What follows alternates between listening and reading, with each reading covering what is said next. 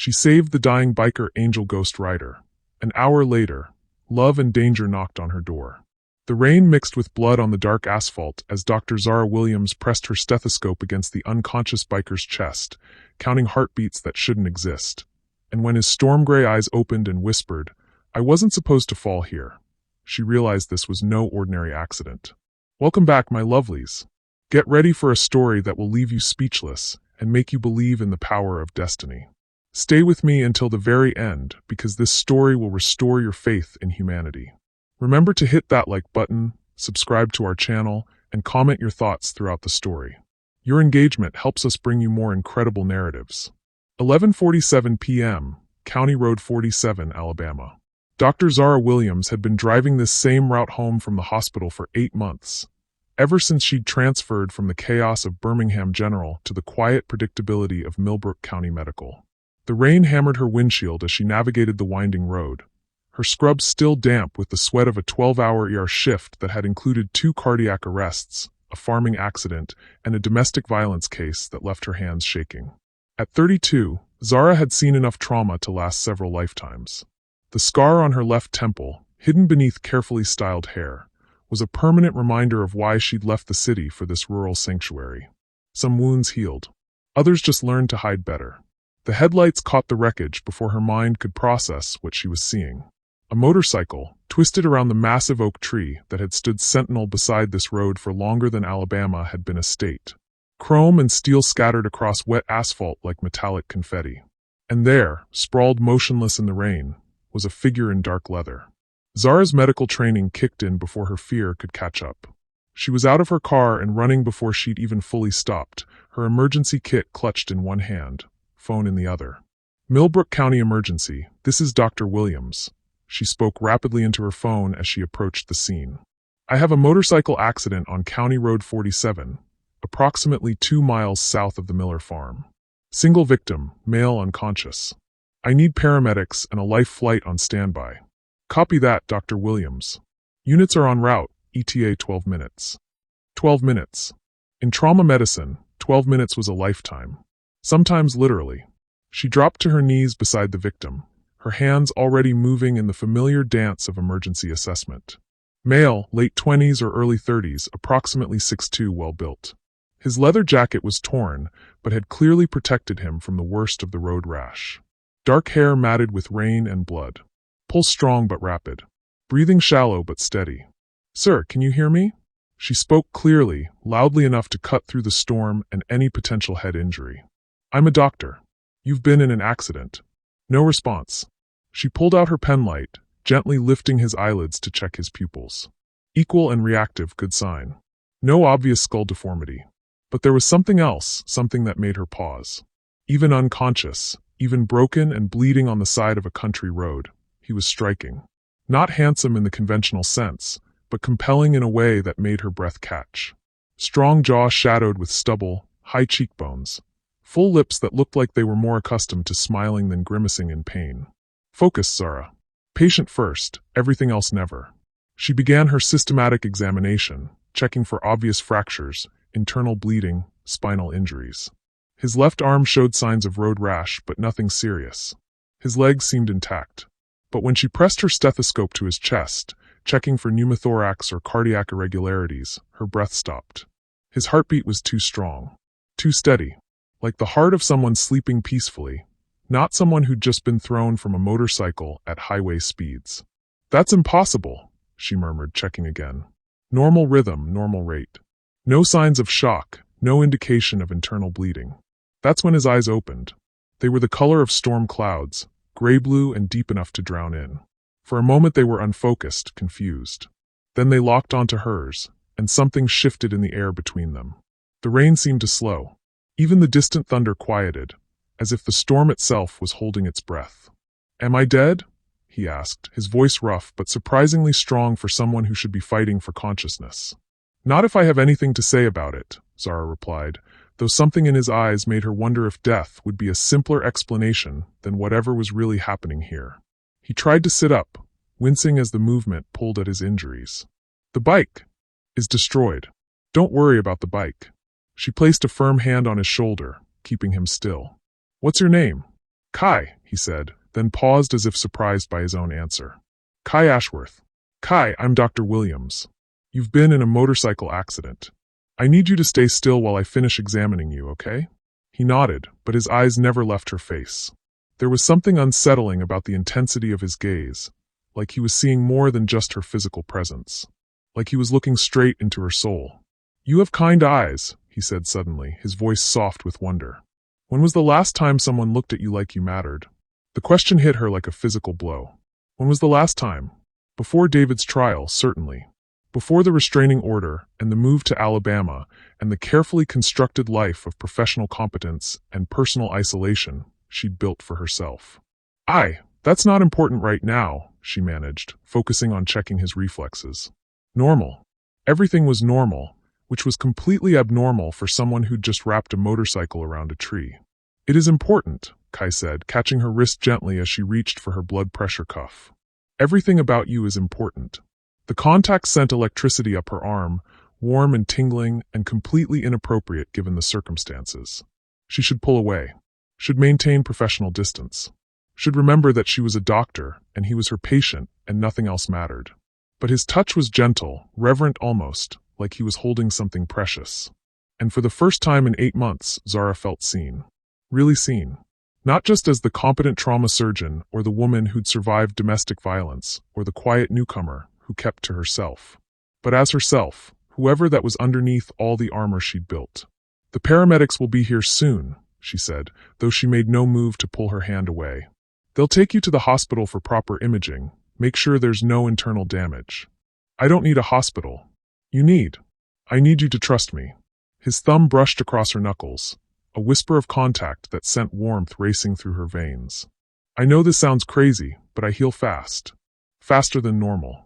The cuts on my arms have already closed. The headache is almost gone. Zara looked down at his arms and her breath caught. He was right. The road rash that had been angry and bleeding when she'd first examined him was now just faint pink marks. The gash on his forehead had closed to a thin line. That's not possible, she whispered. No, Kai agreed, sitting up slowly. It's not. If you've made it this far into the story, don't forget to like, subscribe, and share. Your support helps us keep bringing you more heartwarming stories like this one. The distant sound of sirens began to echo through the rain, growing closer. Kai's hand tightened on hers. They can't find me, he said urgently. Please. I can't explain why, but if they take me to a hospital, if there are records, if anyone knows I'm here. He looked into her eyes, and she saw something there she recognized. Fear. Desperation. The look of someone running from something that would destroy them if it caught up. She'd worn that look herself, not so long ago. The sirens were getting closer. In 30 seconds, maybe less, this moment would be over. The paramedics would take him away, the police would file their reports, and Kai Ashworth would become just another case number. Just another stranger who'd briefly intersected with her carefully ordered life. But there was something about him, something that called to the part of her that remembered what it felt like to need saving. Something that made her want to be brave for the first time in months. Can you walk? She asked. Hope flared in his storm-gray eyes. Yes. Then we need to move. Now. The sirens were close enough now that Zara could see the red and blue lights painting the rain-soaked trees in strobing colors. She had maybe 20 seconds before the ambulance rounded the curve and their headlights would catch them both kneeling beside the wreckage. 20 seconds to make a decision that would either save a stranger or destroy her carefully rebuilt life. My car, she said, helping Kai to his feet. Can you make it? He nodded, though she could see the effort it cost him to stand. Whatever was healing his external wounds hadn't touched the deeper trauma of impact. He was hurt, maybe badly, and every rational part of her medical training screamed that moving him was dangerous. But the irrational part, the part that recognized the desperation in his eyes because she'd worn it herself, was stronger. They moved across the wet grass toward her Honda Civic, Kai leaning heavily on her shoulder. He was bigger than she'd realized, all lean muscle and solid bone, and the heat from his body seemed to radiate through his torn leather jacket. Up close, she caught his scent, rain and leather and something else, something clean and wild like mountain air. Get in the passenger seat, she whispered, fishing her keys from her scrub's pocket. Stay low. The ambulance rounded the curve just as she started her engine, its sirens drowning out the sound of her car.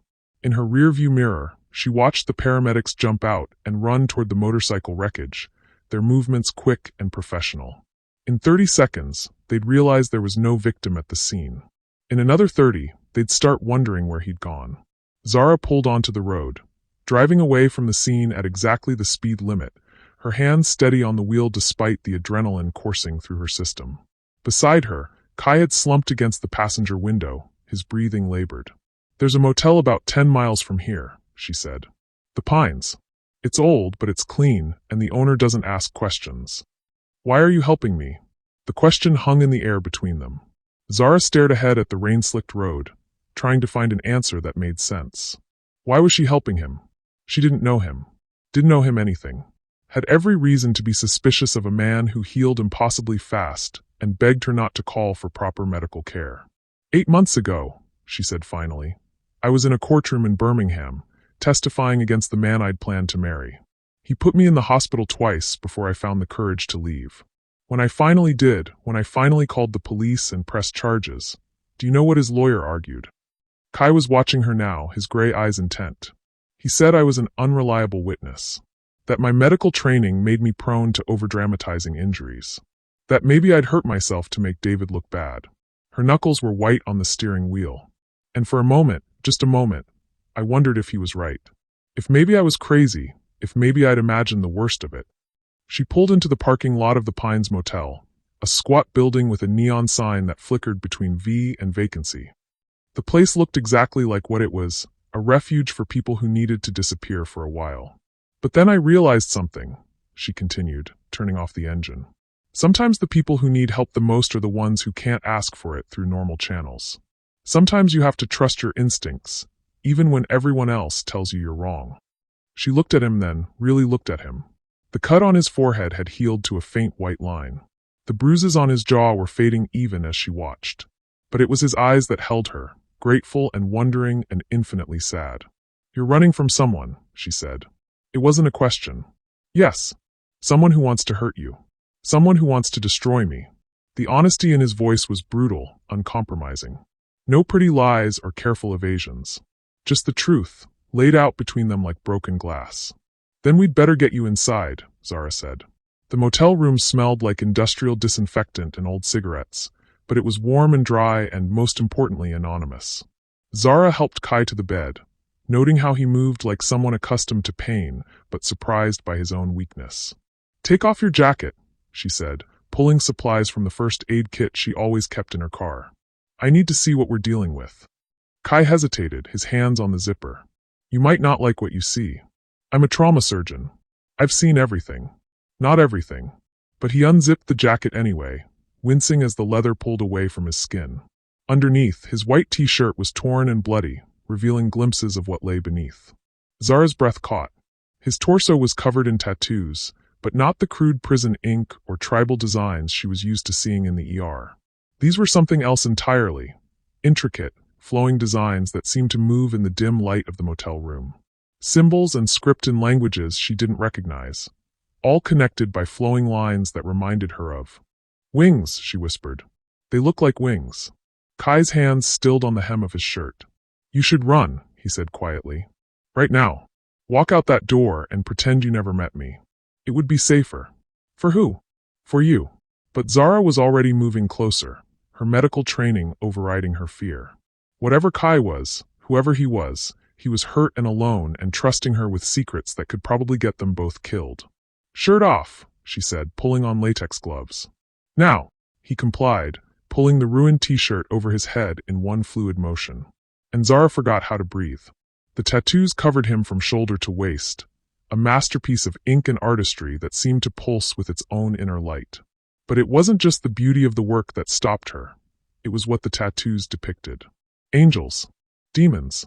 Battles between heaven and hell played out across his skin in stunning detail. And at the center of it all, spanning his shoulder blades where wings would naturally fall, were two enormous feathered appendages rendered in silver and black ink so realistic she almost expected them to move. My God, she breathed. How long did this take? About 200 years, Kai said quietly. She looked up at him, expecting to see a smile, some indication he was joking. But his face was grave, his storm-gray eyes reflecting a weariness that belonged to someone much older than his apparent 30 years. That's impossible. So is healing from a motorcycle crash in 20 minutes. So is walking away from an impact that should have killed me. He caught her hands in his touch warm and electric. Zara, what I'm about to tell you is going to sound insane. But I need you to listen, really listen, because your life might depend on it. The motel room felt smaller suddenly, the walls pressing in around them. Outside, the rain continued its relentless percussion against the window, and somewhere in the distance, she could hear the wail of sirens, ambulances and police cars searching for a victim who'd vanished into the storm. I'm listening, she said. I'm not entirely human, Kai said. I'm what you might call a fallen angel, though the reality is more complicated than the mythology suggests. For over 2 centuries, I served in what humans call heaven, a vast militant hierarchy that governs the divine order of things. I was an enforcer, a soldier, someone who carried out heaven's will without question. He paused, studying her face for signs of disbelief or fear. But Zara's expression remained steady, professional. She'd learned long ago to listen first and judge later. 3 days ago, I was given an order I couldn't follow, he continued. There was a child, a little girl named Emma living in foster care in Detroit. According to divine prophecy, she would grow up to be a leader who would unite the world's religions, bring peace between heaven and earth. My superiors saw this as a threat to their authority. They ordered you to kill a child. They ordered me to eliminate a future problem. His voice was flat, emotionless, but Zara could see the pain in his eyes. I refused. For the first time in 2 centuries of service, I said no. So they cast you out. They stripped me of my rank, my immortality, my place in the celestial hierarchy. But they didn't just banish me, they marked me for termination. There are others like me, angels who still serve the old order, and they've been sent to hunt me down. Zara sat back on her heels, processing everything he'd told her. The rational part of her mind, the part trained in medical science and empirical evidence, rejected every word. Angels weren't real. Heaven was a metaphor. And fallen angels were the stuff of fantasy novels and heavy metal albums. But the evidence was right in front of her. The impossible healing. The tattoos that seemed to move with their own inner light. The way her skin tingled whenever he touched her, like she was standing too close to a power line. And more than that, the way he looked at her, like she was something precious and rare, something worth protecting. No one had looked at her that way since before David. Before the violence and the fear and the carefully constructed walls she'd built around her heart. The others, she said finally. The ones hunting you. How will they find you? They track divine energy. As long as I'm using my abilities, healing, enhanced strength, anything that marks me as other than human, they can sense me. He looked down at his hands, flexing his fingers experimentally. But being near you, it's different. It's like you're shielding me somehow, dampening the signal. That's not possible. Neither is any of this. He reached out slowly, giving her time to pull away, and brushed a strand of hair behind her ear. But here we are. The simple touch sent warmth racing through her entire body, pooling low in her stomach in a way that had nothing to do with medical assessment, and everything to do with the fact that she was alone in a motel room with the most compelling man she'd ever met. What happens now? She asked. Now I disappear. Find somewhere remote where I can learn to be human, where my past can't catch up with me. His thumb traced along her cheekbone, and she found herself leaning into the touch. And you go back to your life, your job, your carefully maintained distance from anything that might hurt you. What if I don't want to go back? The words were out before she could stop them, hanging in the air between them like a confession. Kai's hand stilled against her face, his eyes searching hers. Zara, I've spent 8 months in hiding, she said, the words tumbling out in a rush. 8 months playing it safe, keeping my head down, avoiding anything that might remind me that I'm alive. And tonight, for the first time since I moved to Alabama, I feel like I'm actually living. This isn't safe. I'm not safe. Neither was David, and I stayed with him for 2 years. She caught his hand, holding it against her cheek. At least with you, I'm choosing the danger. Something shifted in his expression, surprise, hope, and something deeper that made her breath catch. When he leaned forward, she met him halfway, their lips coming together in a kiss that was soft and desperate and completely inevitable. He tasted like rain and promises, like the answer to a question she hadn't known she was asking. When they broke apart, both breathing hard, the space between them crackled with electricity. "This is crazy," she whispered. "Completely insane," he agreed, resting his forehead against hers. "I don't even know you. You know enough." And somehow, impossibly, that was true. She knew he was gentle despite his strength, honorable despite his fall from grace. She knew he'd risked everything to save a child he'd never met, and that he looked at her like she was a miracle instead of a trauma surgeon with trust issues and a restraining order against her ex-fiancé. Outside, thunder rolled across the Alabama countryside, and Zara Williams made a choice that would change everything. "Stay," she said. "Tonight, tomorrow, however long you need. Stay with me." Kai's answer was another kiss, deeper this time, full of gratitude and wonder, and the beginning of something that felt dangerously close to forever. Neither of them noticed the shadow that passed by the motel room window, or the way the temperature dropped 10 degrees in the space of a heartbeat. The hunt was closer than they knew.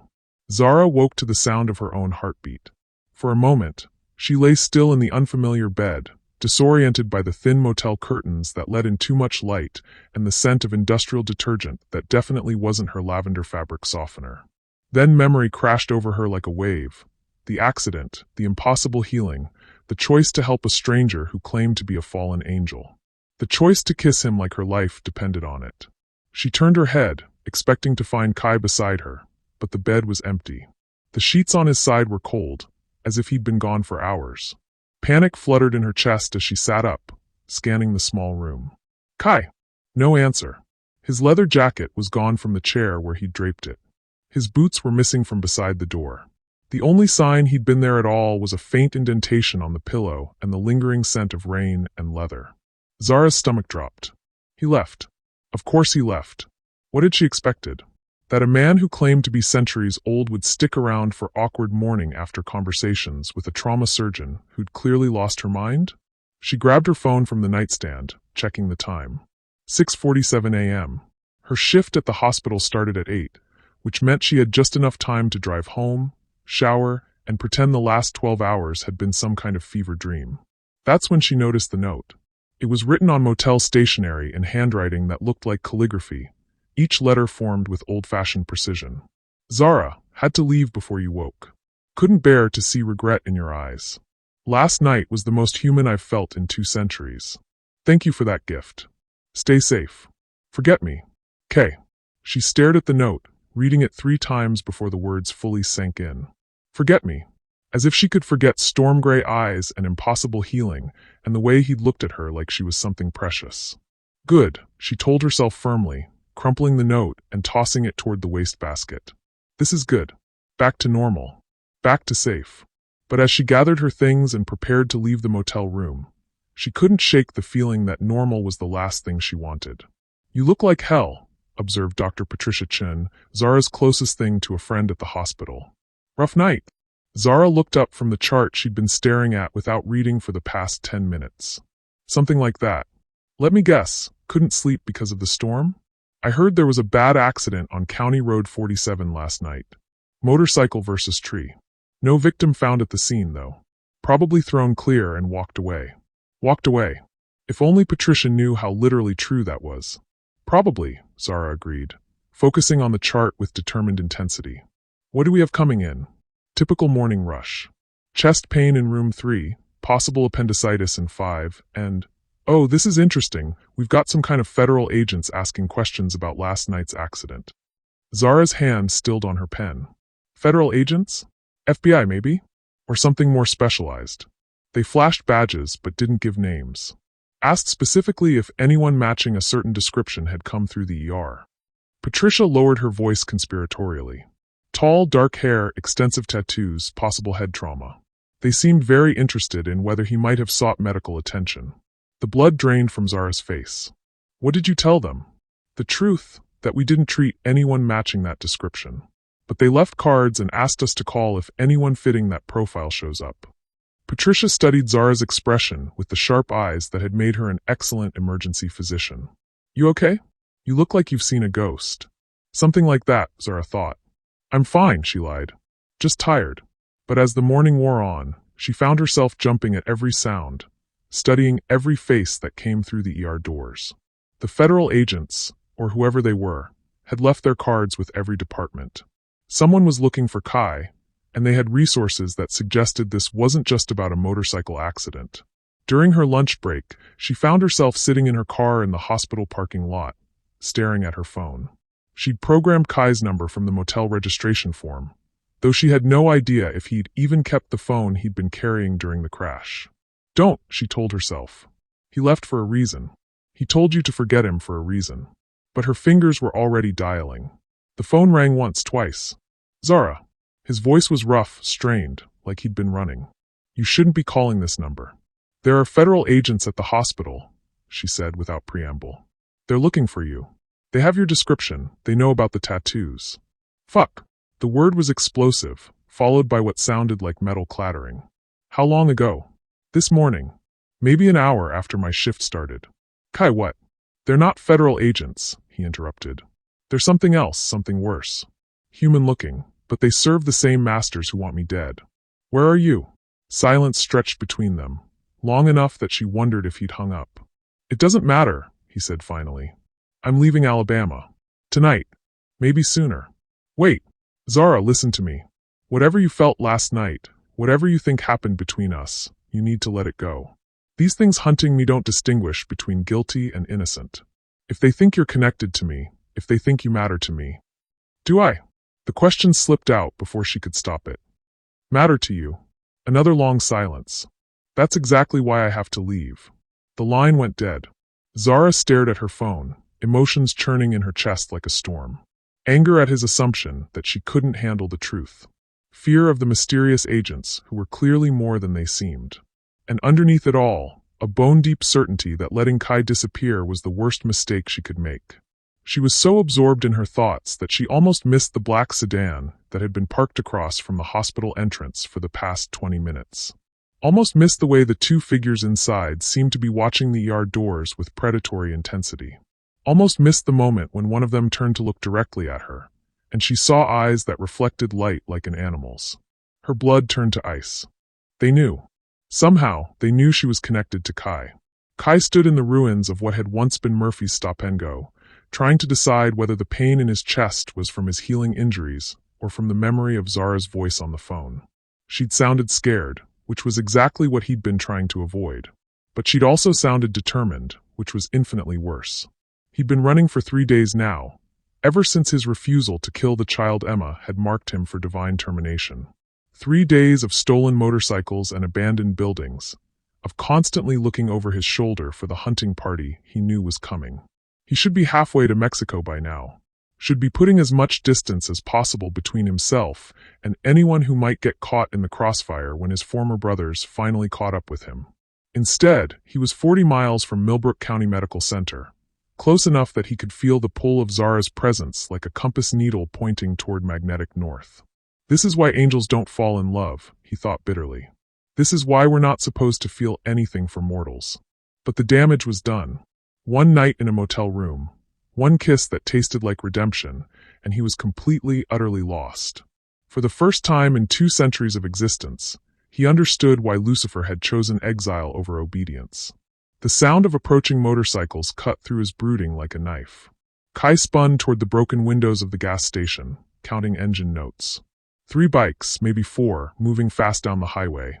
Not necessarily hostile. Plenty of mortals rode motorcycles through rural Alabama. But the temperature in the abandoned building dropped 20 degrees in the space of a heartbeat, and frost began forming on the broken glass scattered across the floor. Divine presence. The hunting party had found him. Kai closed his eyes, reaching for the power that had once made him a force to be reckoned with in heaven's armies. But instead of the familiar surge of celestial fire, he felt only the dull ache of mortality, the weakness that came with choosing love over duty. The motorcycles were closer now, their engines taking on an otherworldly harmonic that no mortal machine could produce. Through the shattered windows, he could see lights that burned too bright, too pure to be natural. 4 of them, he realized. They sent 4 seraphim to bring me in. He should run. Should use what little power he had left to escape, to lead them away from Millbrook County and the woman who'd somehow become more important to him than his own existence. But as he turned toward the back exit, his phone buzzed with a text message. The agents came to my house.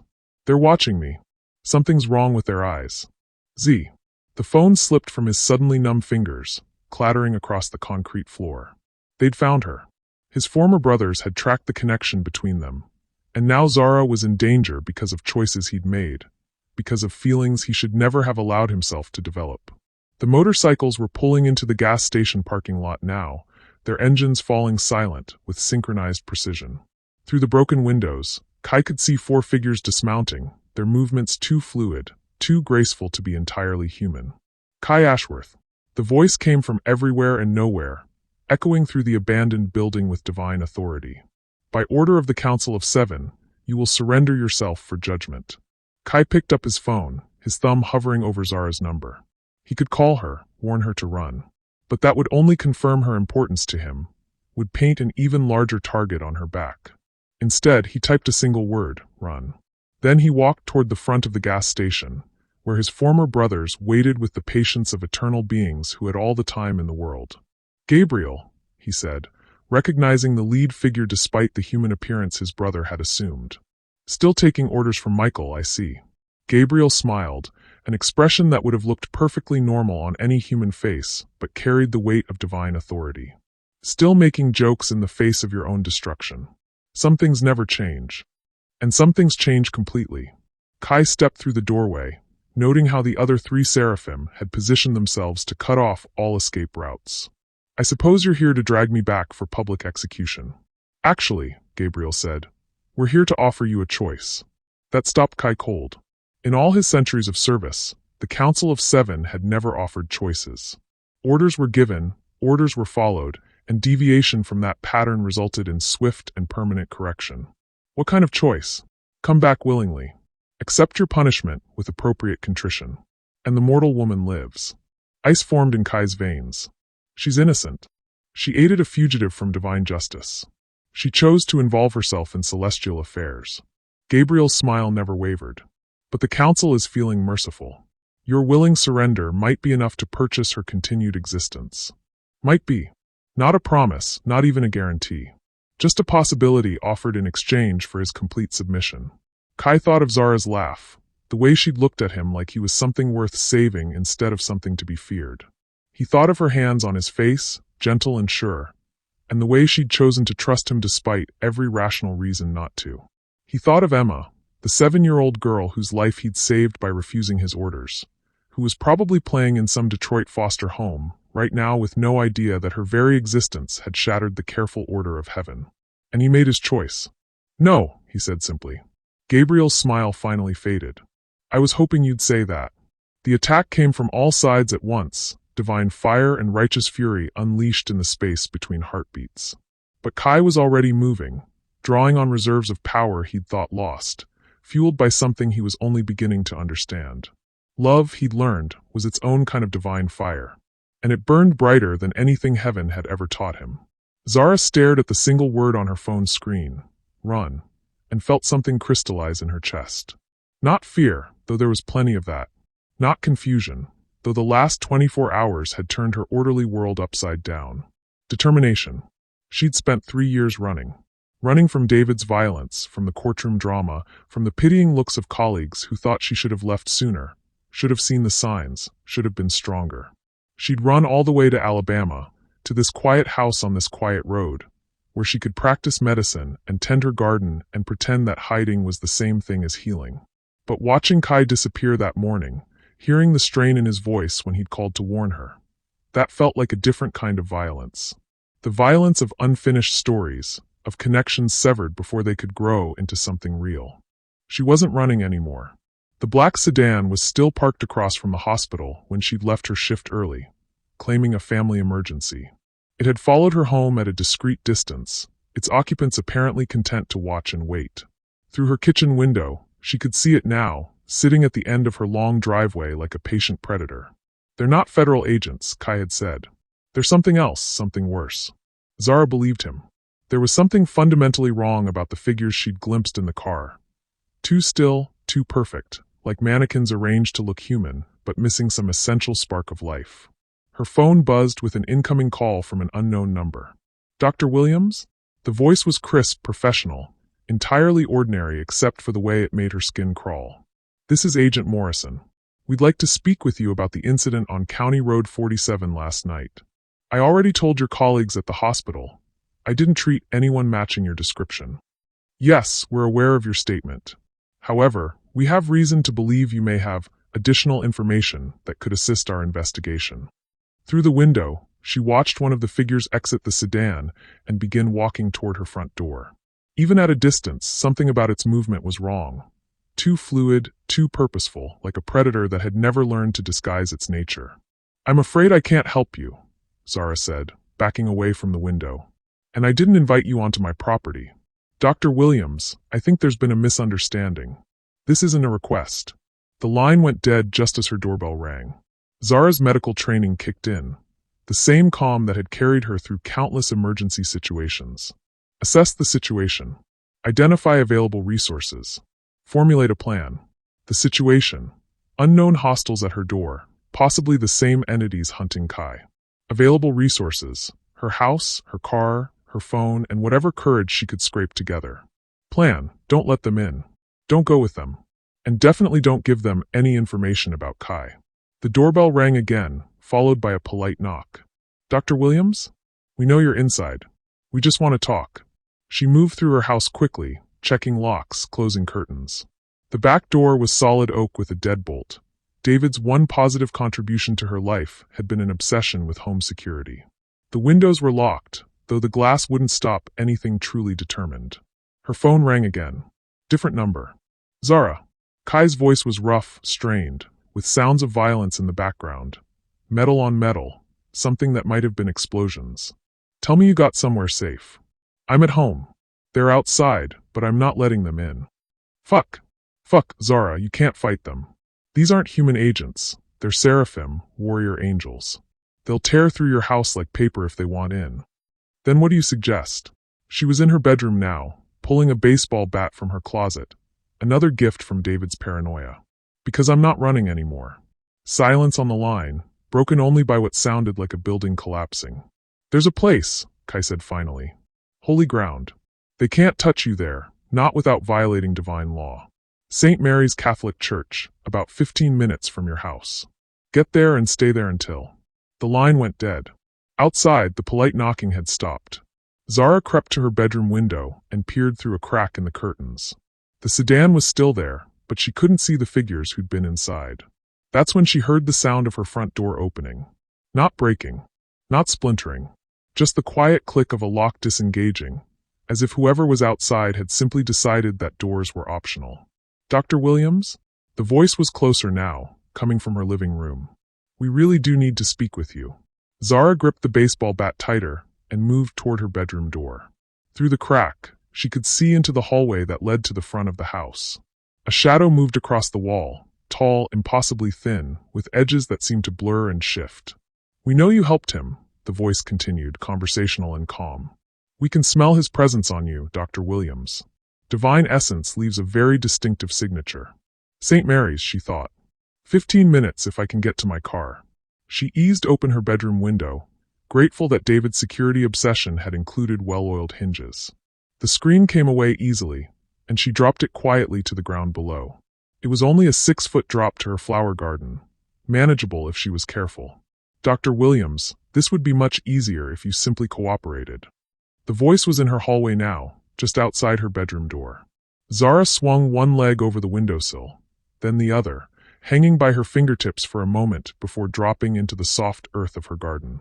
She landed harder than expected, her ankle twisting slightly, but adrenaline carried her forward. Her car was parked on the far side of the house, hopefully out of sight from whatever was currently searching her bedroom. The Honda started on the first try, small mercies. She reversed out of her driveway without headlights, using the last of the afternoon light to navigate. In her rearview mirror, she could see a figure standing in her front doorway, watching her leave with what looked like mild amusement. 15 minutes to St. Mary's. She could make it in 10 if she ignored speed limits.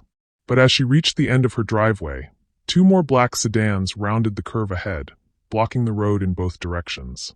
Zara slammed on the brakes, her heart hammering against her ribs. Through the windshields of the sedans, she could see more figures. All perfectly still, all wearing the same expression of patient interest. Shit, she whispered, putting the car in reverse. But there was nowhere to go. More figures were emerging from the tree line on both sides of the road, moving with that same unnaturally fluid grace. They weren't running, they didn't need to.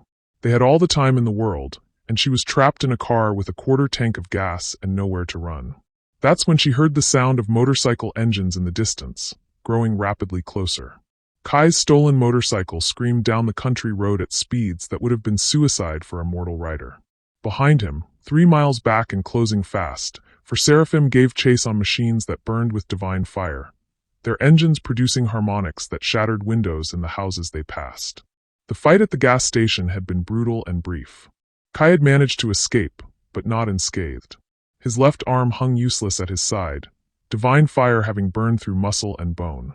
His remaining power was flickering like a candle in a hurricane, and he could feel his immortal essence bleeding away with every mile. But ahead, through the failing light of evening, he could see the roadblock. Black sedans arranged in a perfect trap, with Zara's Honda caught in the middle like a mouse between cats. Too many, he thought. 8, maybe 10 of them. And I'm running on empty. But the alternative, watching them take Zara, knowing what the council would do to extract information about his whereabouts, was unthinkable. Kai downshifted, the engine note changing from a scream to a roar, and committed to a plan that was either brilliant or suicidal. Probably both. Zara watched the motorcycle approach in her rearview mirror, her heart leaping as she recognized the rider. Kai had come back. Despite everything, the danger, the impossible odds, the fact that she was clearly more trouble than she was worth, he'd come back for her. The figures surrounding her car turned toward the approaching motorcycle, their movements synchronized like a flock of birds changing direction. She could see their faces clearly now through her windshield, and her blood ran cold. They looked human. Almost. But their skin was too pale, too perfect, like porcelain that had never known imperfection. Their eyes reflected light like an animal's, and when they smiled, which they were doing now, as they recognized their primary target approaching, their teeth were too sharp, too many. Not angels, she realized. Something else. Something wearing angel faces. Kai's motorcycle hit the roadblock at full speed, but instead of trying to brake or swerve, he did something impossible. The bike lifted off the asphalt, soaring over the first sedan in a perfect arc that defied both physics and gravity. For a moment, silhouetted against the darkening sky, he looked exactly like what he claimed to be, a fallen angel, all power and grace and otherworldly beauty. He landed behind Zara's car in a shower of sparks, the motorcycle sliding sideways across the asphalt before coming to a stop. Kai vaulted off the bike and was at her driver's side door before she could even process what had happened. "Can you drive?" he asked, yanking the door open. "Yes, but..." "Then drive. Follow me, stay close, and whatever happens, don't stop." He was already moving back toward his motorcycle, his damaged arm clutched against his side. Around them, the creatures wearing human faces were closing in, their movements becoming less human with every step. "Where are we going?" Zara called after him. "Holy ground," Kai replied, kickstarting his bike. "It's our only chance." The creatures reached them just as both engines roared to life. Kai's motorcycle shot forward like a bullet, weaving between reaching hands that moved faster than anything human. Zara floored the accelerator, following in his wake as the world erupted into chaos around them. Behind them, the creatures shed the last pretense of humanity. Wings unfurled from their backs, not the pristine white of religious artwork, but something darker, more predatory. Their voices joined in a harmony that shattered every window within half a mile, a sound like breaking glass and dying stars. But ahead, through the gathering darkness, Zara could see lights. The modest steeple of St. Mary's Catholic Church, illuminated by floodlights that seemed to burn with unusual warmth. Sanctuary. If they could reach it. Kai's motorcycle wobbled, and she realized he was losing blood faster than his supernatural healing could compensate. The creatures behind them were gaining ground, their wings carrying them above the road in formation like a flight of demonic birds. "We're not going to make it," she thought. Then she remembered something from her grandmother's stories, from Sunday school lessons she'd thought she'd forgotten. Holy water. Blessed ground. The power of faith made manifest. Zara reached into her glove compartment and pulled out the small silver cross her grandmother had given her. The one she'd carried through medical school, through David's trial, through every crisis that had shaped her life. "Please," she whispered, clutching the cross so tightly it cut into her palm. "If there's anything sacred left in this world, Please let us reach that church. Light erupted from the cross, not the harsh glare of divine judgment, but something warm and protective. It spread through her car like sunrise, and suddenly the creatures pursuing them fell back, their voices changing from harmony to discord. Kai looked back over his shoulder, his eyes widening as he saw the light surrounding her car. For a moment, their eyes met through the chaos, and she saw something that might have been hope. Faith, she realized. That's what Kai had been missing. Not divine power, but simple human faith. The church was 100 yards ahead. 50. 25. They crossed onto consecrated ground just as the creatures reached them, and the world went silent. The silence inside St. Mary's was absolute. Zara helped Kai through the heavy oak doors, his weight pressing against her shoulder as they stumbled into the sanctuary. Behind them, the creatures that had pursued them with inhuman fury now prowled the edges of the church grounds like wolves testing an invisible fence. They couldn't cross onto consecrated ground. That much was clear, but they also weren't leaving. We're trapped, Zara said, easing Kai onto one of the wooden pews. In the warm light of the church's stained glass windows, she could see how badly he was hurt. The divine fire that had burned through his arm was spreading, leaving tracks of silver across his skin like lightning frozen in time. Better trapped than dead, Kai replied, though his voice was weak. On holy ground, they can't touch us without violating divine law. Even the Council of Seven has rules they can't break. Father Miguel Santos emerged from the sacristy, a small man in his 70s with silver hair and kind eyes that had seen their share of miracles and tragedies. He took one look at Kai's injuries and the creatures circling outside, and his expression shifted from surprise to grim understanding. Angels, he said simply. I wondered when they'd finally come. Zara stared at the priest. You know what they are? Child, I've been serving God for 47 years. You learn to recognize his messengers, even the fallen ones. Father Miguel moved to Kai's side, his weathered hands hovering over the spreading silver tracks. Though I've never seen divine fire burn quite like this. What did you do to anger heaven so completely? I said no, Kai replied, his eyes fluttering closed. For the first time in 2 centuries, I told them no. The priest nodded as if this explained everything. And the woman? She's not one of yours. Kai looked at Zara, and she saw something vulnerable and desperate in his storm-gray eyes. She's everything I never knew I was missing. Father Miguel studied Zara with new interest. You're the one who carried the light. I felt it from inside the church, human faith made manifest. That's not a gift given lightly. I don't understand, Zara said. I'm not religious. I haven't been to church since my grandmother's funeral 3 years ago. Faith isn't about church attendance, child. It's about love that refuses to surrender, hope that persists in the face of impossibility.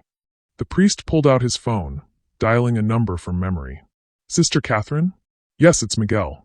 I need you to bring the medical supplies from the rectory. And Catherine? Bring the old book, the one with the binding rituals. He hung up and turned back to Kai. You're dying, son. Not just from the wounds.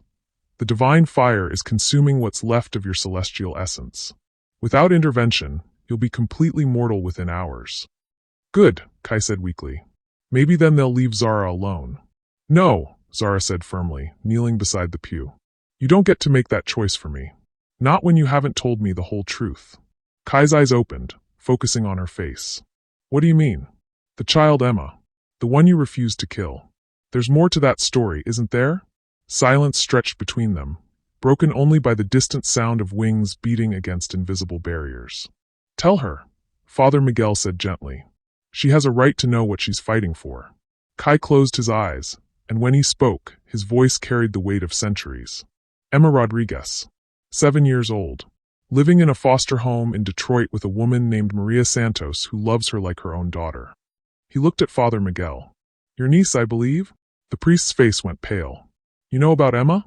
The council ordered her death because of a prophecy, one that said she would grow up to unite the world's religions, to build bridges between heaven and earth that would diminish their absolute authority. Kai struggled to sit up straighter. What they didn't tell me was that Emma isn't just a future threat. She's already showing signs of divine gift. Healing. Prophecy. The ability to see through the veils between worlds. She's 7 years old, Zara whispered. And she's been having dreams, Father Miguel added, his voice heavy with understanding. Maria calls me every few weeks, worried about Emma's nightmares. Dreams about angels at war, about darkness coming for the light. The dreams aren't nightmares, Kai said. They're visions. Emma is seeing the future. A future where the old order of heaven falls and something new takes its place. Something based on love instead of fear, on choice instead of obedience. The church doors opened, and a nun in modern dress entered carrying a medical bag and an ancient leather-bound book. Sister Catherine was younger than Zara had expected, maybe mid-40s, with intelligent eyes and the kind of capable hands that suggested medical training. Sister Catherine, meet Dr. Zara Williams and... Father Miguel paused. Kai Ashworth, Kai supplied. Formerly of the Seraphim, currently persona non grata with the heavenly host.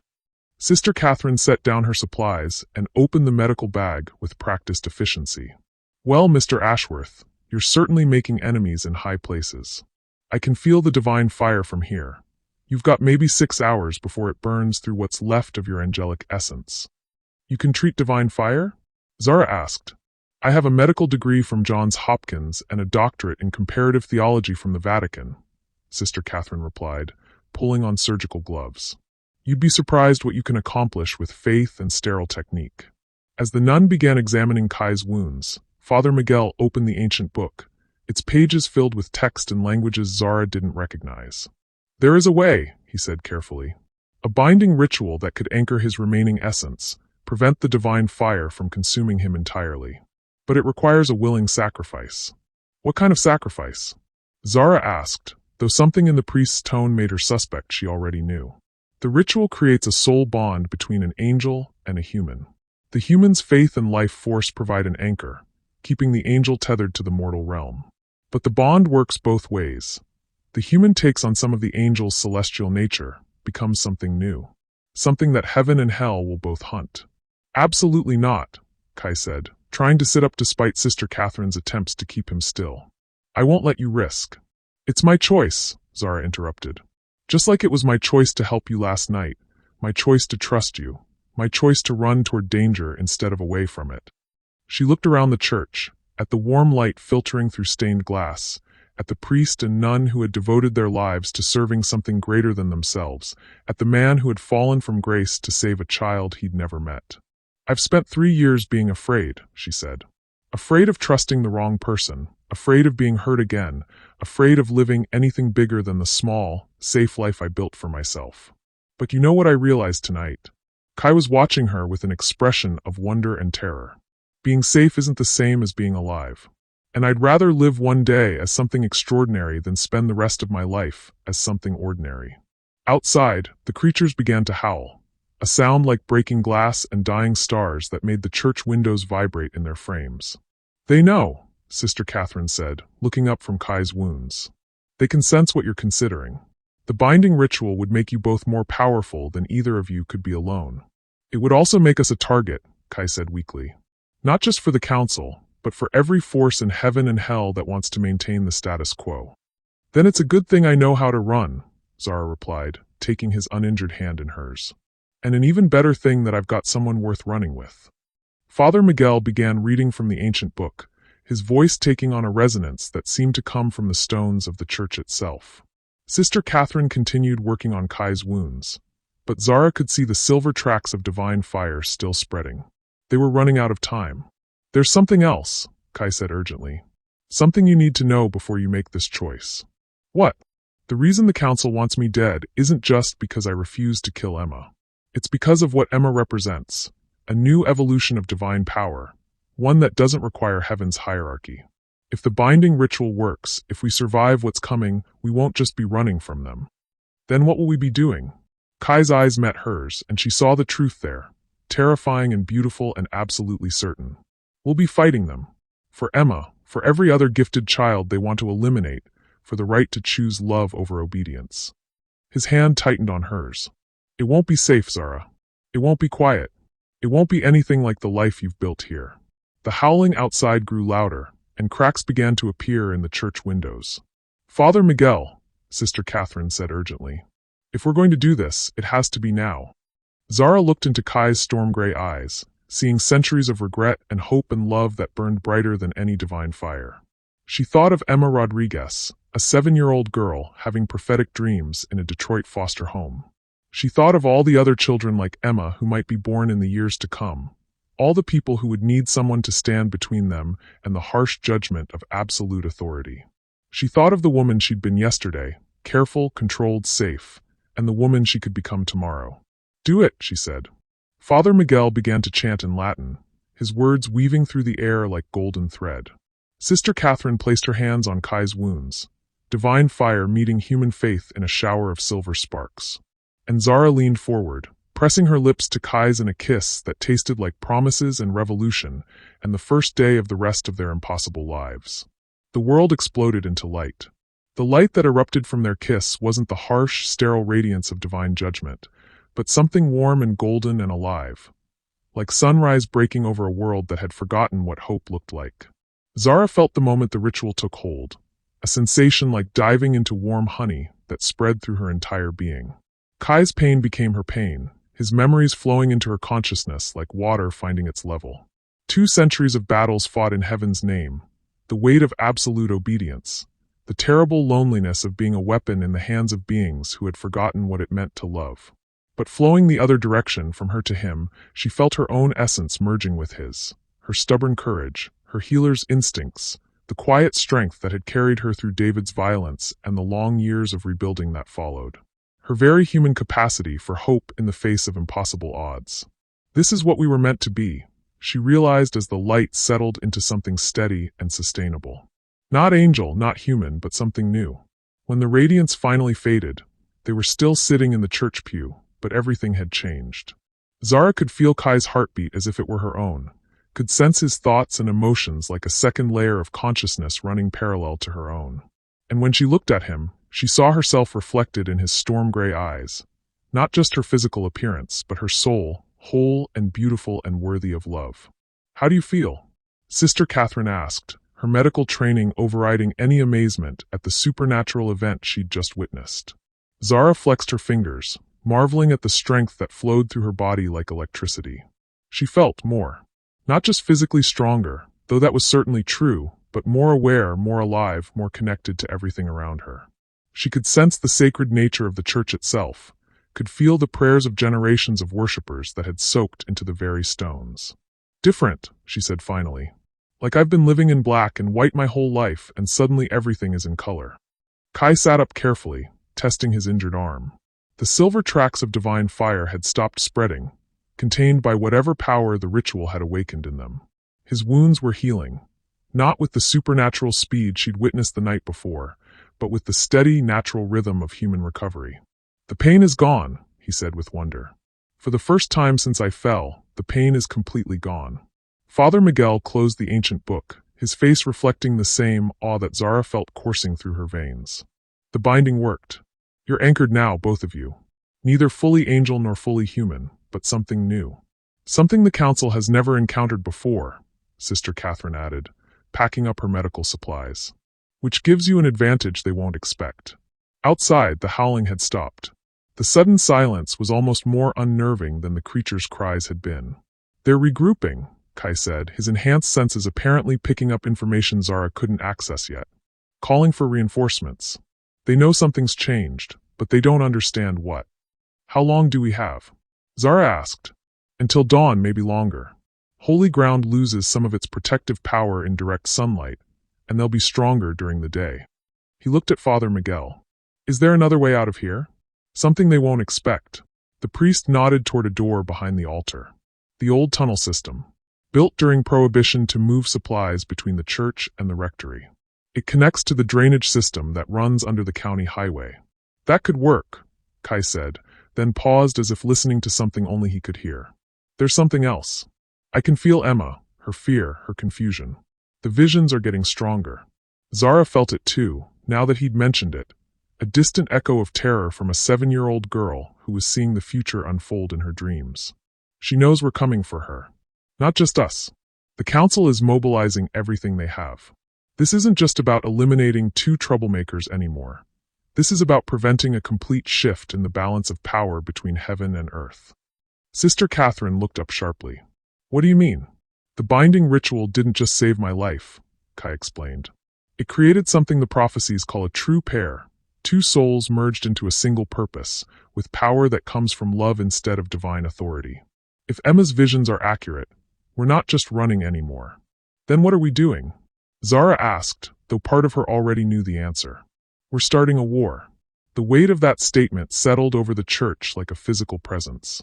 Zara thought of her quiet life, her small house, her carefully maintained anonymity. 24 hours ago, her biggest worry had been whether to renew her lease for another year. Now she was apparently destined to help fight heaven itself. I should be terrified, she said, surprising herself. This should be the moment where I come to my senses and run screaming. But you're not, Kai observed. No, I'm not. She turned to face him fully, studying the man who had somehow become the other half of her soul. I'm angry.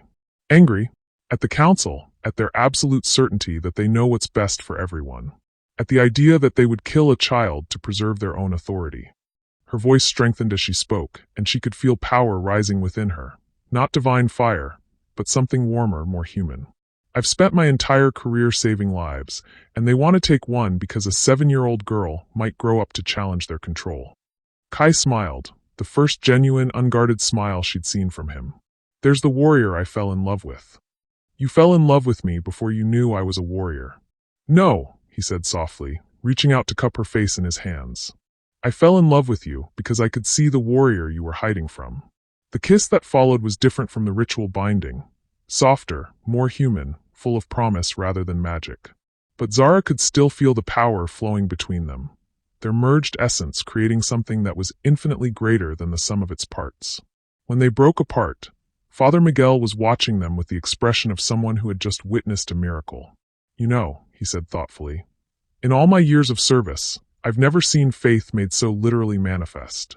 You two don't just believe in love conquering all, you're living proof of it. Pretty speech, Father, a new voice said from the back of the church. But love won't save them from what's coming. They turned to see a figure standing in the doorway. Tall, beautiful in the way that statues were beautiful, with eyes like winter storms and wings that cast shadows despite the warm church lighting. Michael, Kai breathed, rising to his feet. I should have known they'd send the archangel himself. Michael stepped into the church, his movements fluid and predatory. The temperature dropped 20 degrees with each step he took, and Zara could see frost forming on the wooden pews. Hello, brother, Michael said, his voice carrying the authority of eons. You've caused quite a stir in the celestial hierarchy. Good, Kai replied, moving protectively in front of Zara. It was getting boring up there anyway. Still making jokes in the face of your own destruction. Michael's gaze shifted to Zara, and she felt the weight of absolute judgment pressing down on her.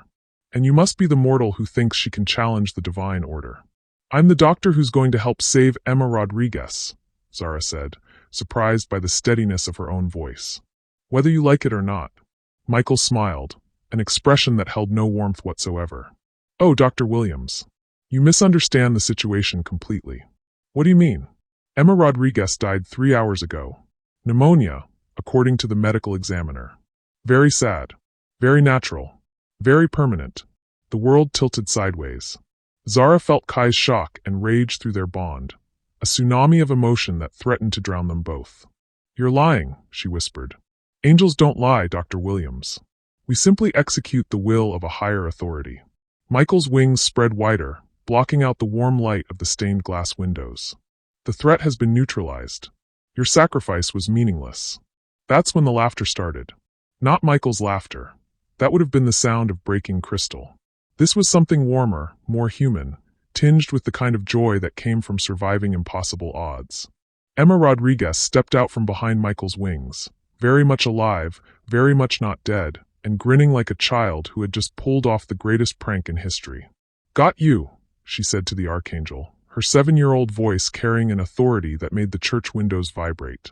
You really thought I couldn't fake my own death? The silence that followed Emma's words was absolute, the kind of quiet that preceded earthquakes and revolutions. Michael's perfect composure cracked like ice under pressure. Impossible. I witnessed your death myself. Your foster mother wept over your body. You witnessed what I wanted you to see, Emma said, skipping forward with the casual confidence of a child who had never learned that adults were supposed to be scary. Aunt Maria helped. She's really good at crying on command. Zara stared at the little girl who had somehow orchestrated her own death and resurrection. Emma looked exactly like what she was, 7 years old, missing her 2 front teeth, wearing a purple dress that had clearly seen better days. But her eyes held depths that belonged to someone infinitely older. The visions, Kai said, understanding dawning on his face. You weren't just seeing the future. You were directing it.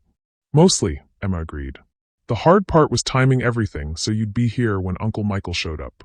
Angels are really predictable once you figure out their patterns. Michael's wings flared, divine fire beginning to emanate from his perfect form. You dare mock the authority of heaven, child? I dare a lot of things, Emma replied cheerfully. Want to see? She raised one small hand, and every candle in the church ignited simultaneously. Not with normal flame, but with the same golden light that had surrounded Zara and Kai during the binding ritual. The temperature in the sanctuary rose 20 degrees in an instant, countering Michael's Arctic presence. Emma, Father Miguel said carefully, perhaps we should. It's okay, Father Santos, the little girl interrupted. I know this is scary, but it's supposed to happen this way. I've seen it 100 times in my dreams. What exactly have you seen? Zara asked, kneeling to Emma's eye level despite every instinct screaming at her to keep her distance from whatever cosmic forces were at play. Emma's expression grew serious, the weight of prophecy settling over her child's features like a mantle. The old way is ending. The Council of Seven, the rigid hierarchy, the idea that humans are supposed to serve heaven instead of the other way around. All of it. But change is hard, and heaven doesn't like to give up power. So they try to stop it by eliminating you, Kai said.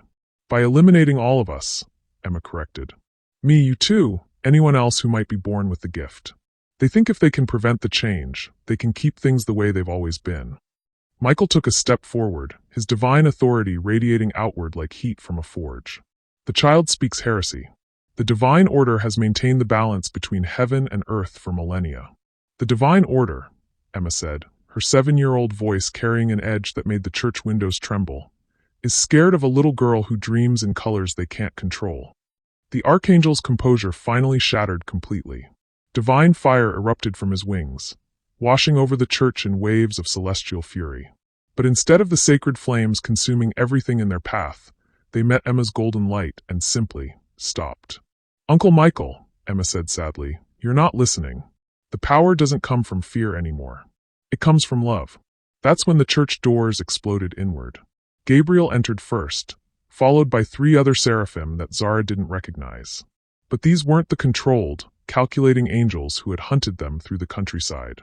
These were beings consumed by divine wrath, their human disguises abandoned in favor of their true forms. Towering figures of light and fury whose very presence made the air itself burn.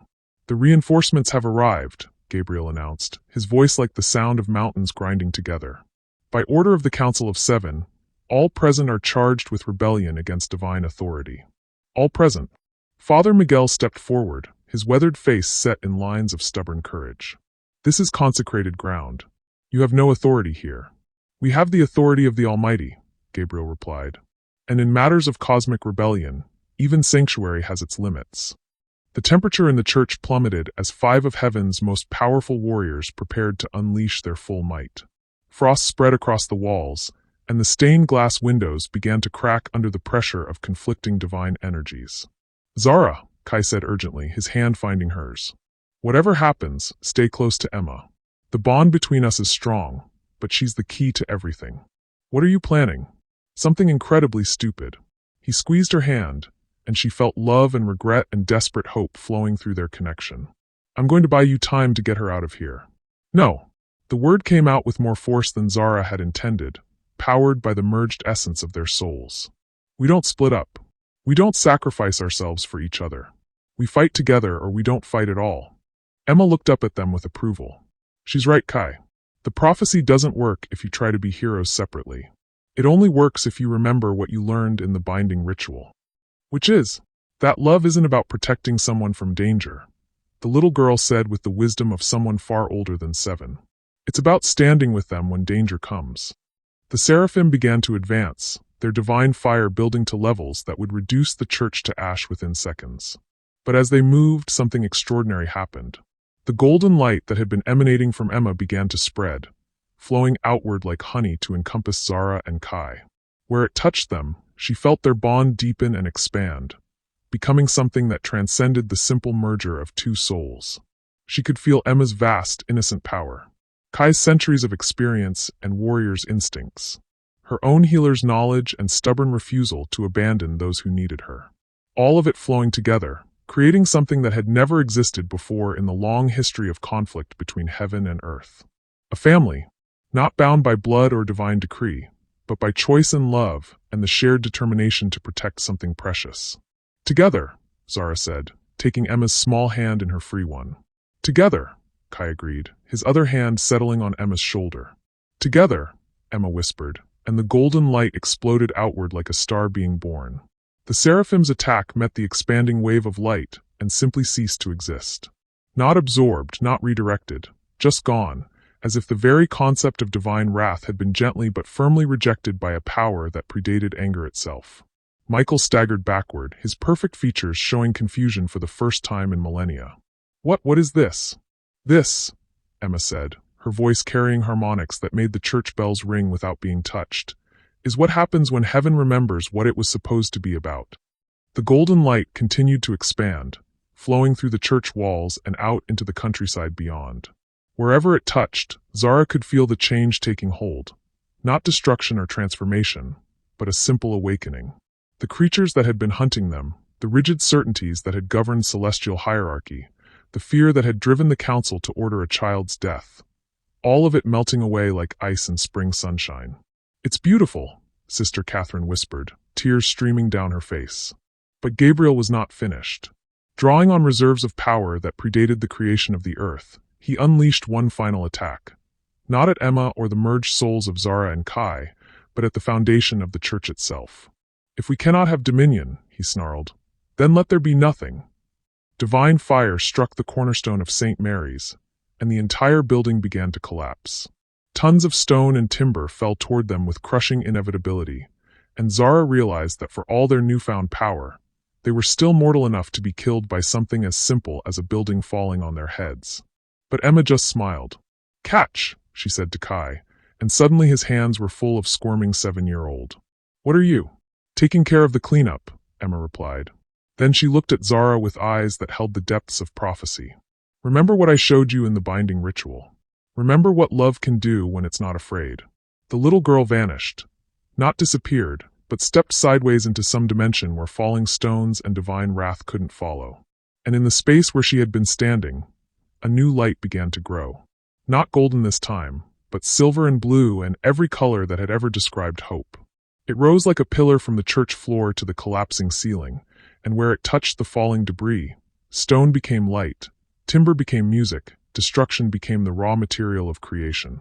When the light faded, they were standing in a field of wildflowers under a star-filled sky. The church was gone, but somehow Zara knew it wasn't destroyed, just relocated to a place where sanctuary meant more than hiding from problems. The seraphim were gone too, along with their divine certainties and their need to control everything they couldn't understand. Only Michael remained, sitting in the grass like a broken statue, his wings folded around him like a shield against a world that had suddenly become too complex for absolute authority. "She's gone," he said, his voice hollow with loss. "Emma, I can't sense her anywhere." "She's not gone," Zara said gently. "She's everywhere." That's what the prophecy meant. Not that she would replace the old order, but that she would help everyone remember what the order was supposed to serve. Kai helped Michael to his feet, the gesture surprisingly gentle for two beings who had been trying to kill each other moments before. "It's not an ending, brother. It's a beginning." Michael looked around at the field of flowers, at the stars that seemed closer and brighter than they had any right to be, at the two humans whose love had somehow rewritten the fundamental laws of celestial authority. "I don't understand," he said simply. "You will," Emma's voice whispered on the wind, though she was nowhere to be seen. "When you're ready to learn what angels were supposed to be, instead of what you were told to become." And then she was gone, leaving only the scent of flowers and the promise that somewhere, a little girl was growing up in a world where love was stronger than fear. The wildflowers swayed in a breeze that carried the scent of rain and new beginnings. Zara sat cross-legged in the grass, watching Michael struggle with concepts that challenged everything he'd believed for millennia. The archangel had been silent for over an hour, his perfect features cycling through expressions of confusion, loss, and something that might have been hope. Kai lay beside her, his head in her lap, finally allowing himself to rest for the first time since his fall from grace. Through their bond, she could feel his exhaustion, not just physical, but the bone-deep weariness that came from carrying guilt and purpose for too long. His breathing was steady, peaceful in a way she suspected it hadn't been for centuries. "He looks younger when he sleeps," she murmured, running her fingers through Kai's dark hair. "Angels don't sleep," Michael said suddenly, his first words since Emma's disappearance. "We don't require rest or dreams or any of the things that make humans human." "Maybe that's the problem," Zara replied gently. Michael's storm-gray eyes, so similar to Kai's, she realized, fixed on her with an intensity that would have been terrifying if she hadn't just watched him sit in the grass like a lost child for the past hour. "You don't understand what you've done," he said. "The Council of Seven has maintained order for over 4,000 years. We are the barrier between chaos and creation, between humanity's destructive impulses and the divine plan that governs all existence." "Whose plan?" Zara asked. "The Almighty's, of course." "Are you sure about that?" She shifted carefully, not wanting to wake Kai but needing to face Michael directly. "Because from where I'm sitting, it looks like the plan changed, and you're the only ones who didn't get the memo." Michael's wings rustled with agitation. "The divine will is immutable. It doesn't change based on the whims of a mortal woman and a fallen angel. What about the whims of a 7-year-old girl who can rewrite reality with a thought?" That silenced him for a long moment. When he spoke again, his voice carried a vulnerability she hadn't expected from one of heaven's most powerful warriors. "I've served the Council for 4 millennia, he said. "Every decision I've made, every order I've followed, every life I've taken, all of it in service to what I believed was absolute truth. If that truth is false, then you get to choose a new truth," Zara finished. "That's what free will is, Michael. The right to decide who you want to be, instead of being locked into who you've always been. Free will." He spoke the words like they were a foreign language. Angels aren't supposed to have free will. That was humanity's gift, humanity's burden. Maybe it's time that changed too. Kai stirred in her lap, his eyes opening slowly. Through their bond, she felt him assessing the situation. Michael's position, the scent of the air, the subtle shifts in energy that indicated whether they were in immediate danger. Old habits died hard, even for fallen angels. "Good evening, brother," Kai said without moving from his comfortable position. "Finished contemplating the existential crisis of absolute authority meeting immovable love?" "I hate it when you're glib," Michael replied, but there was no real anger in his voice. "I know. It's one of my most endearing qualities." Kai sat up carefully, stretching muscles that had been healed by the binding ritual, but still remembered centuries of warfare. "The question is, what are you going to do about it?" "What do you mean?"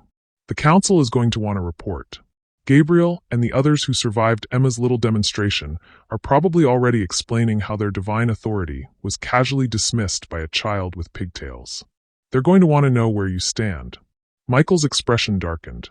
"They're going to want to know why I failed to eliminate the threats to celestial order." "Are we still threats?" Zara asked curiously. "You're something the Council has never encountered before," Michael replied. "A merged soul pair with power that comes from love instead of divine decree. A child prophet who can apparently rewrite the fundamental laws of reality when the mood strikes her." "Yes, Dr. Williams, you're definitely still threats." "Good," Kai said with satisfaction. "I'd hate to think we'd gone soft." Michael looked between them, at Kai's casual defiance, at Zara's quiet determination, at the way they seemed to complete each other in a way that made their individual strengths exponentially greater. "You're happy," he said with wonder. "Despite everything, the exile, the hunt, the fact that you'll never be welcome in heaven again, you're genuinely happy." "For the first time in 2 centuries, Kai confirmed. "Turns out falling from grace is the best thing that ever happened to me." "But you've lost everything. Your rank, your immortality, your place in the divine hierarchy." "I've gained everything," Kai interrupted. "Love, choice, the right to decide what's worth fighting for instead of just following orders." He reached for Zara's hand, their fingers intertwining with the ease of souls that belonged together. "I've gained her." Michael stared at their joined hands for a long moment, something shifting in his expression. "The binding ritual. It's not just about power, is it? It's about connection. About choosing to be part of something larger than yourself." "Yes," Zara said simply. "The Council will never understand that." "No," Kai agreed. "They won't. Which means they'll keep hunting you. Keep trying to eliminate anything that challenges their authority." Michael's voice grew heavy with certainty. They'll mobilize every resource, call in favors from hell if necessary. They won't stop until you're both dead and Emma is neutralized. Let them come, Zara said, surprising herself with the steel in her voice. We're not the same people who ran from them yesterday. You're 2 people against the combined might of heaven. We're 3 people, a familiar voice corrected from behind them. They turned to see Emma sitting in the grass about 10 feet away, looking like she'd been there all along. She was older now, not physically, but in the way she held herself, the way her 7-year-old eyes contained depths of knowledge that belonged to someone who had seen the beginning and end of things. "Hello, Uncle Michael," she said cheerfully. "Ready to make your choice?" Michael's composure, which had been slowly rebuilding itself over the past hour, cracked again. "What choice?" "The same choice everyone gets eventually," Emma replied, plucking a wildflower and examining it with the intense focus that children brought to simple things. "You can keep being what you've always been, or you can become what you're supposed to be." "And what am I supposed to be?" Emma looked up at him with eyes that held the wisdom of prophecy and the innocence of childhood in perfect balance. "That's not for me to decide, Uncle Michael. That's what choice means." The archangel was quiet for a long moment, his gaze moving between Emma's expectant face, Kai's encouraging smile, and Zara's steady presence. When he spoke, his voice carried the weight of millennia of certainty finally giving way to possibility. "If I choose to help you," he said carefully, "if I turn against the council, what then? What happens to the divine order? What happens to the balance between heaven and earth?" "Maybe," Emma said, tucking the wildflower behind her ear. "The balance was never supposed to come from fear and control. Maybe it was supposed to come from love and choice, and the freedom to become something better than what you started as." "That's chaos," Michael protested. "That's growth," Zara corrected. "In medicine, we call it healing." Michael stood slowly, his massive wings folding and unfolding as he processed concepts that challenged the foundation of his existence. Around them, the wildflower field swayed in the breeze, and somewhere in the distance, Zara could hear the sound of laughter. Human voices, full of joy and completely unaware that the fundamental structure of reality was being renegotiated a few miles away. "The council will send everything they have," he said finally. "Yes," Kai agreed. "They'll declare me a traitor to the divine order. Probably. I'll be cast out just like you were." "Most likely." Michael looked at the 3 of them, fallen angel, human doctor, and prophetic child, and something like a smile crossed his perfect features. "Well," he said, "I suppose it's time I learned what free will feels like." Emma clapped her hands in delight. "I knew you'd make the right choice. I saw it in my dreams." "You saw this?" Michael asked. "I saw lots of possibilities," Emma replied. "But this was the one I liked best. The one where nobody has to be alone anymore." As if summoned by her words, golden light began to emanate from the little girl again. Not the overwhelming radiance that had rewritten the church, but something gentler, more welcoming. It flowed outward to encompass all 4 of them, and Zara felt something new clicking into place. Not just the bond between her and Kai, but something larger. A connection that included Michael's ancient strength and Emma's boundless potential, creating a unit that was greater than the sum of its parts. A family, chosen instead of assigned, bound by love instead of obligation. "So," Kai said, getting to his feet and brushing grass from his clothes, "what's our first move as heaven's most wanted fugitives?" "We go home," Emma said simply. "Which home?" Zara asked. "The one we're going to build," the little girl replied. "Somewhere safe for people like us. Somewhere the old rules don't apply, and the new ones are written by people who understand that love is stronger than fear." Michael flexed his wings experimentally, as if testing whether free will came with physical changes. "The council will never allow it." "The council," Emma said with the absolute certainty that only children could manage, "is about to discover that their authority was always borrowed, and the original lender just called in the loan." Thunder rolled across the clear sky, though there wasn't a cloud to be seen. In the distance, lights appeared, not the harsh radiance of divine authority, but something warmer, more welcoming. Something that looked suspiciously like home. "Well," Zara said, taking Kai's hand and reaching for Emma's small fingers, "I suppose we'd better get started. Have you ever been part of something that felt bigger than yourself? Sometimes the most important choices aren't about what we'll gain, but about who we'll become. What would you choose if you knew love was always stronger than fear?" The house that hadn't existed 3 months ago sat in a valley that maps insisted wasn't there, surrounded by gardens that bloomed with flowers from every corner of the earth. It was impossible, of course, but then again, impossible had become something of a specialty for the residents of what Emma had dubbed the sanctuary. Zara stood on the wraparound porch, watching the sun set over mountains that seemed to shift and change depending on who was looking at them. In her hands, she held a letter that had arrived that morning through channels that definitely didn't involve the postal service. Dr. Williams, it read in handwriting that sparkled faintly on the page. My name is Marcus Chen, and I'm writing to you because my daughter started glowing last week. It was the 14th letter this month. 14 families around the world who had discovered that their children possessed gifts that defied explanation. Healing abilities, prophetic dreams, the power to make flowers bloom in winter or rain fall in drought-stricken fields. All of them were scared, confused, and desperate for answers. All of them had somehow found their way to the woman who'd helped save the angel. Another one? Kai asked, emerging from the house with 2 cups of coffee and that smile that still made her heart skip beats. A little girl in Beijing who can make music by touching flower petals, Zara replied, accepting the coffee gratefully. Her parents are terrified the government will take her away. Are we going? It wasn't really a question. In the 3 months since Emma had rewritten the rules of reality, they'd traveled to 17 countries, providing sanctuary for gifted children and their families, establishing a network of safe houses that existed in the spaces between what was and what could be. Each rescue brought new challenges, new dangers, and new proof that love really could conquer all. Michael's already preparing the portal, she confirmed. He says Beijing in spring is lovely this time of year. They'd all changed in the months since that night in the field. Michael had traded his role as Heaven's enforcer for something infinitely more complex. Protector of those who fell between the cracks of divine authority.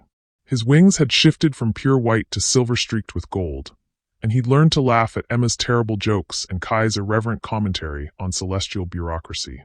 Emma herself remained 7 years old and ageless, growing in wisdom and power, while somehow maintaining the perfect innocence that let her see solutions where adults saw only problems.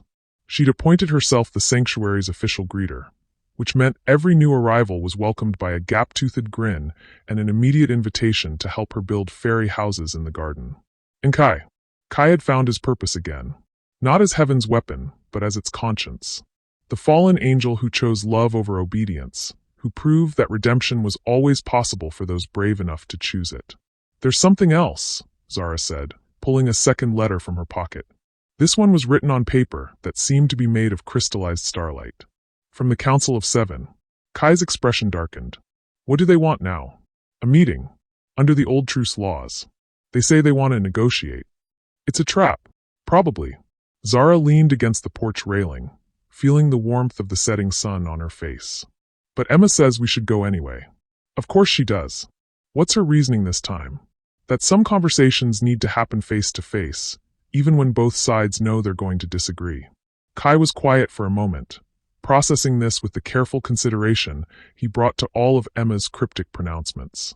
In the months since the binding ritual, he'd learned to trust the little girl's prophetic insights, even when they led them into situations that seemed impossible to survive.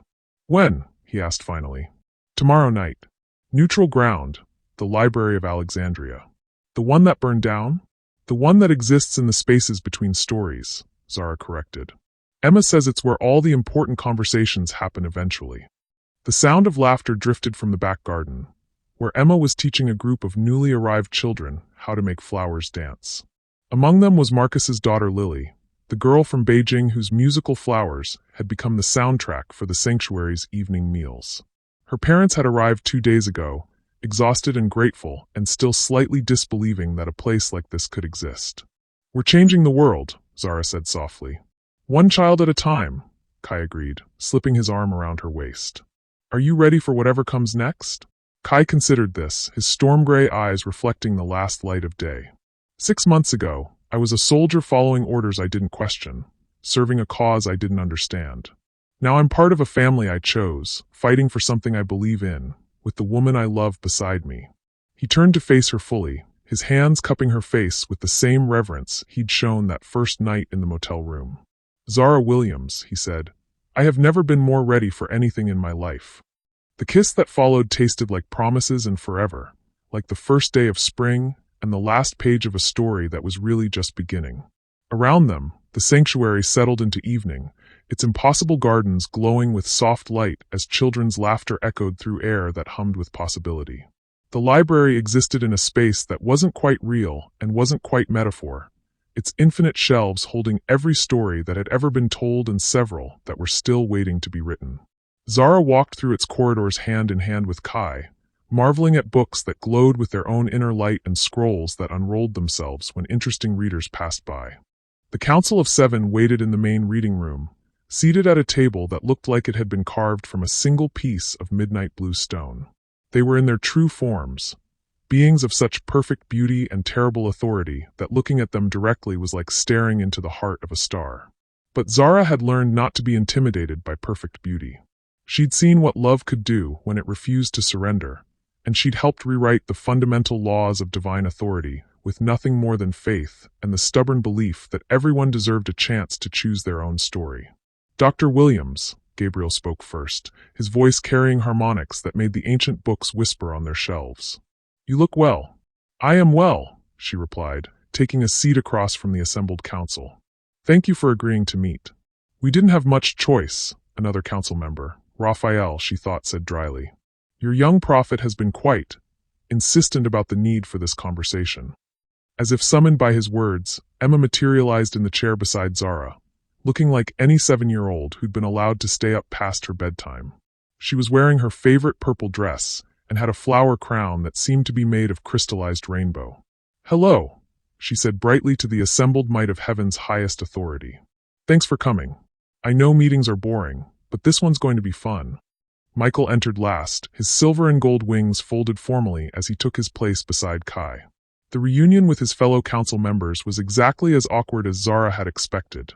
Centuries of brotherhood and shared purpose now fractured by choices that couldn't be undone. "So," Gabriel said when everyone was seated, "shall we begin with the obvious question? What exactly do you want from us?" "Nothing," Emma said cheerfully. The council members exchanged glances that managed to convey volumes of celestial confusion. "Nothing," Uriel repeated. "Nope. We don't want anything from you because we don't need anything from you." Emma swung her legs happily under the table.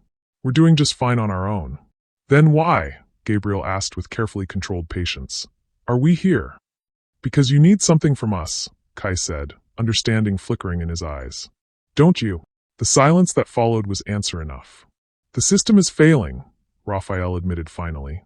"Without the absolute authority of divine decree, without the fear that kept mortals obedient, the old order is fragmenting. Humans are making choices based on love instead of fear," another council member added. "They're healing instead of harming, creating instead of destroying. It's chaos," Gabriel finished.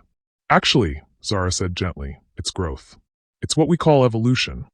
"And you want our help managing it," Emma said, not bothering to hide her amusement. "You want us to help you figure out how to be in charge of a world where love is stronger than authority." "We are the Council of Seven," Gabriel said stiffly. "We do not require assistance from a fallen angel, a mortal woman, and a 7-year-old prophet?" Emma interrupted. "You're right. You don't require our assistance. But you're going to ask for it anyway, because the alternative is watching everything you've built crumble, while people like us show the world what happens when you choose love over fear."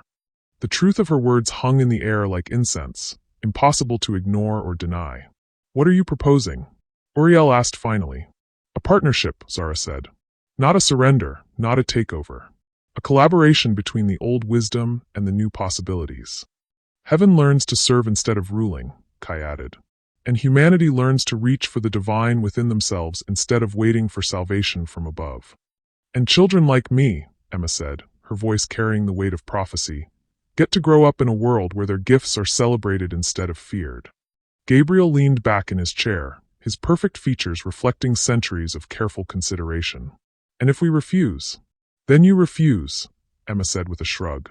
"We'll keep doing what we're doing, saving the children who need saving, building sanctuaries for those who don't fit into your old categories. And eventually, people will stop looking to heaven for answers because they'll have learned to find those answers in each other." "You're asking us to give up everything we've been for 4 millennia. We're asking you to become everything you were supposed to be from the beginning," Zara corrected. "Guides instead of rulers." teachers instead of enforcers, partners instead of overlords. The council members exchanged looks that conveyed millennia of shared history and uncertainty about an unknowable future. "We'll need time to consider," Gabriel began. "No, you won't," Emma interrupted with the absolute certainty that only prophets and 7-year-olds could manage. "You already know what the right choice is. You're just scared to make it. We are the Council of 7. We do not experience fear." "Uncle Gabriel," Emma said with gentle patience, "everyone experiences fear. The difference is what you do with it." Michael stood slowly, his silver and gold wings spreading as he faced his former colleagues. "She's right. Fear is what drove us to order Emma's death. Fear is what made us hunt Kai and Zara instead of trying to understand what they represented. Fear of change, fear of loss of control, fear that maybe we'd been wrong about what divine authority was supposed to look like." "And what do you suggest we do with this fear?" Raphael asked. "The same thing humans do," Michael replied. "Acknowledge it, learn from it, and choose to act with love instead." Gabriel was quiet for a long moment, his ancient eyes reflecting depths of consideration that had shaped the fate of worlds. When he spoke, his voice carried the weight of decision.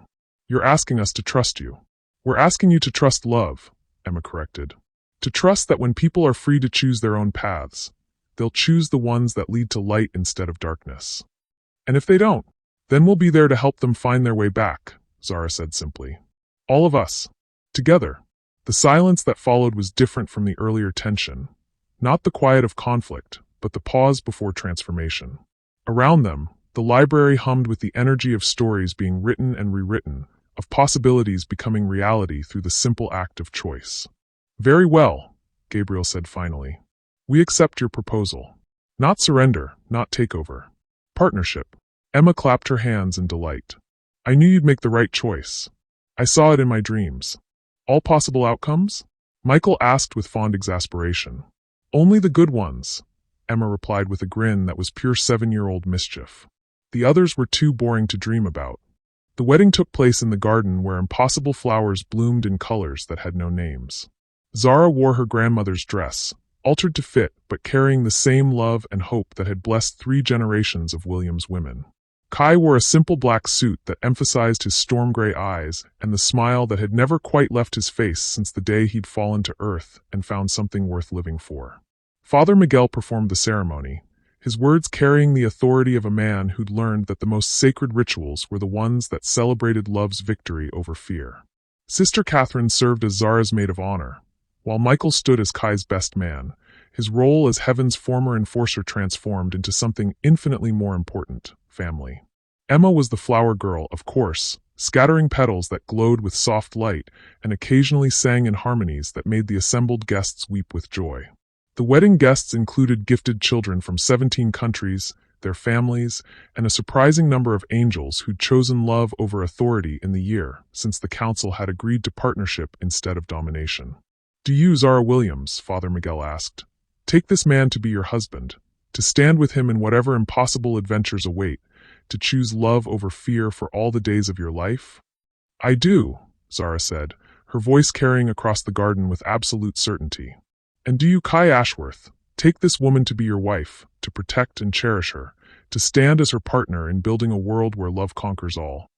"I do," Kai replied, his eyes never leaving Zara's face. "Then by the power vested in me by love, hope, and the unshakable belief that some stories are too beautiful to end, I pronounce you husband and wife." The kiss that sealed their marriage tasted like forever and new beginnings, like the first page of a story that would never end because it was written in the language of love itself. Around them, the impossible garden erupted into celebration as flowers danced, stars sang, and the very air shimmered with the kind of magic that happened when 2 souls chose to become one. Later, after the celebration had settled into quiet conversation and Emma had fallen asleep in Michael's arms, Zara and Kai walked hand in hand through the gardens they'd built together. The sanctuary had grown in the year since their first rescue mission, not just in size but in purpose. It was no longer just a refuge for gifted children, but a place where anyone who'd been broken by the old ways of authority and fear could come to heal. "Any regrets?" Kai asked as they paused beside the fountain that sang lullabies to the sleeping flowers. "About what? Saving a stranger on a rainy road? Trusting an angel who claimed to be fallen? Helping to overthrow the fundamental structure of divine authority?" All of the above. Zara considered this, looking around at the home they'd built from love and stubborn hope. In the distance, she could see lights in the houses where families slept peacefully, knowing their children's gifts would be celebrated instead of feared. She could hear the soft murmur of conversation from the porch where Michael and Gabriel were sharing their first civil conversation in over a year, learning to be brothers again instead of just colleagues. "No regrets," she said finally. "Only gratitude." "For what?" "For the storm that brought you to my door. For Emma's terrible jokes and Michael's journey from enforcer to family. For the chance to be part of something bigger than myself." She turned to face him fully, her hands finding their way to his chest where she could feel his heart beating in rhythm with hers. "For you, Kai Ashworth. For choosing to fall so we could learn to fly together." The kiss that followed was soft and sweet and full of promise, the kind of kiss that marked not an ending but a transformation. Around them, the sanctuary settled into evening, its impossible gardens glowing with the light of love made manifest. And somewhere in the space between heaven and earth, where stories were born and legends took their first breath, a new tale began to write itself. The story of love that refused to surrender, of family chosen instead of assigned, of a world where angels learned to serve and humans learned to soar. It was, Emma would note years later when she was old enough to understand the full scope of what they'd accomplished, the most beautiful impossible thing she'd ever seen. And it was only the beginning. Thank you for watching this story to the end. If you enjoyed this story, you will surely love the next one. It's as crazier and more intriguing as you can ever imagine. So do check it out. Click on the image showing on your screen right now to watch the next one.